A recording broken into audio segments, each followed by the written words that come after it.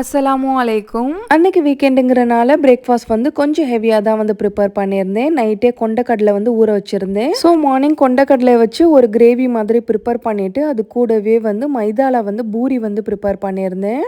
ரொம்ப நாளாக வந்து பீஃப் 65 சாப்பிடணும் போல் தோணிகிட்டே இருந்துச்சு. ஸோ பீஃபை குட்டி குட்டியாக கட் பண்ணி நல்லா மஞ்சள் தூள் உப்பெல்லாம் சேர்த்து வாஷ் பண்ணிவிட்டு குக்கரில் ஒரு 5 விசில் வர வரைக்கும் வேக வச்சு எடுத்துக்கலாம். சைடில் பார்த்திங்கன்னா பூரிக்கு வந்து பூரி மாவுமே வந்து ப்ரிப்பேர் பண்ணி வச்சுட்டு பீஃப் 65க்கான மசாலாவுமே ப்ரிப்பேர் பண்ணி வச்சுட்டேன். அன்றைக்கி நான் வந்து ஹோம்மேட் மசாலா தான் வந்து பீஃப் 65க்காக யூஸ் பண்ணியிருந்தேன். இன்ஷால்லா நெக்ஸ்ட் ஷார்ட்ஸில் வந்து ரெசிபி வந்து டீட்டெயிலாகவே அப்லோட் பண்ணுறேன், செக் பண்ணிக்கோங்க.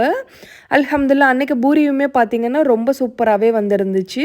எங்கள் வீட்டில் எப்போவுமே உருளைக்கிழங்கு மசாலாவோட பூரி சாப்பிட்றத விட இந்த கொண்டக்கடலை கிரேவியோட பூரி வந்து ரொம்ப விரும்பி சாப்பிடுவாங்க. அல்ஹம்துலில்லாஹ் அன்றைக்கி பீஃப் 65மே ரொம்ப சூப்பராக வந்திருந்தது. நெக்ஸ்ட் வீடியோவில் வந்து மீட் பண்ணுறேன். பாய்.